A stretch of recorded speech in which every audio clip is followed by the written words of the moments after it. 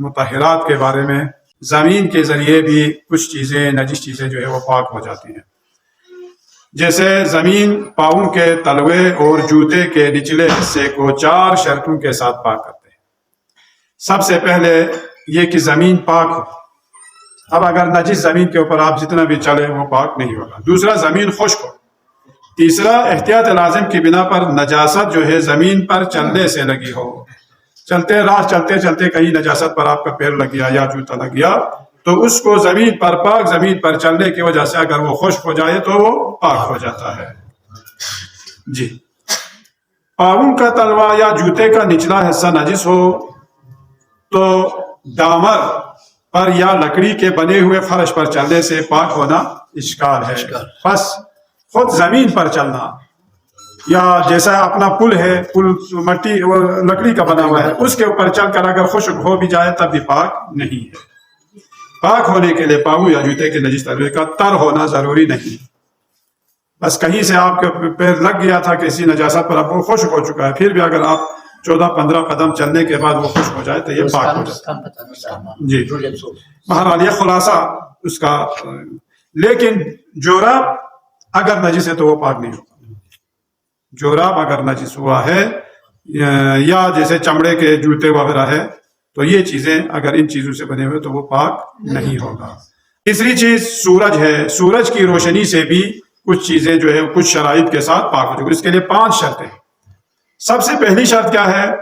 نجس چیز اتنا تر ہو کہ اگر اس پر کوئی اور چیز لگ جائے تو دوسری چیز بھی جو ہے تر ہو، اتنا تر ہو. یہ پہلی شرط. ہاں. دوسری شرط، اگر کسی چیز میں عین نجاست ہو تو دھوپ سے خشک کرنے سے پہلے اس چیز سے نجاست کو دور کرنا ضروری ہے. اگر یہ نجاست رہے اور وہ خشک ہو جائے تو اس صورت میں پاک نہیں ہو. کوئی چیز دھوپ میں رکاوٹ نہ ڈالے. ابھی بادل آ گئے، بادل کی وجہ سے سورج کی دھوپ اور اس نجس چیز کے درمیان میں فاصلہ آ گیا، اس صورت میں وہ پاک نہیں ہوگا. کچھ شرائط سخت ہے. 5ویں شرط جو ہے، بنیاد اور عمارت کے جس حصے میں نجاست سرایت کر گئی ہے دھوپ سے ایک ہی مرتبہ خشک ہو جائے. ابھی دیوار اوپر سے مثلا بچے نے پیشاب کیا کرے، یا ہمارے سبزہ وغیرہ ہے، سبزی ہے، کہتے ہیں کہ ابھی اگر نجس سے پانی سے دیوار بنی ہے تو اس کا اندرونی حصہ بھی نجس ہے. تو ایسی صورتوں میں کیا ہوگا؟ ایسی صورتوں میں وہ سورج سے تو پاک نہیں ہوگا. بہرحال خلاصہ یہ ہے کہ سورج جو ہے نا وہ ڈائریکٹ اس کے اوپر پڑے، اور ایسا نہ ہو کہ سورج کے دھوپ کے علاوہ جیسے گرمیوں میں سخت گرمی کی وجہ سے خشک ہو جائے تو پاک نہیں ہوگا. یا ہوا تیز چل رہی ہے، ہوا کی وجہ سے اگر یہ کہہ سکے کہ یہ چیز ہوا کی وجہ سے جو ہے وہ خشک ہو گئی تو اس صورت میں بھی پاک. صرف یہ کہہ سکے کہ یہ سورج کی دھوپ کے پردے کی وجہ سے یہ چیز پاک ہو گیا، یعنی خشک ہو گیا. 4تھی چیز جو ہے استحالہ. ایک حالت سے دوسری حالت میں بدلنے سے بھی چیزیں پاک ہو جاتی ہے. جیسے لکڑی جو ہے راکھ بن جائے، نجس لکڑی تھی اس کو آپ نے جلایا، کوئلہ نہیں، ہاں راکھ بن جائے.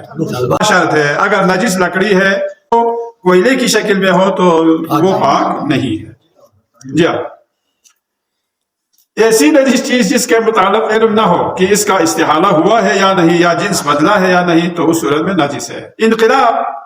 انقلاب ایک حالت سے دوسرے حالت میں منقلب ہونا. جیسے شراب جو ہے وہ سرکہ میں بدل جائے. پھر کیا؟ نجس انگور، نجس کشمش اور نجس کھجور سے جو سرکہ تیار کیا جائے وہ بھی نجس ہے. ہر سب چیزیں نجس ہیں. یہ اگر انگور یا کھجور کے ڈنٹل بھی اس کے ساتھ ہو اور ان سے سرکہ تیار کیا جائے تو کوئی حرج نہیں، سرکہ بنانے کے لیے کوئی لیکن یہ اگر شراب میں بدل جائے تو اس صورت میں. اچھا، اگر انگور کا ایک دانہ کسی ایسی چیز میں گر جائے جو آگ پر ابل رہی ہو اور وہ بھی ابلنے لگے لیکن وہ اس چیز میں حل نہ ہو تو فقط اس دانے کا کھانا بنا بر احتیاط واجب حرام ہے.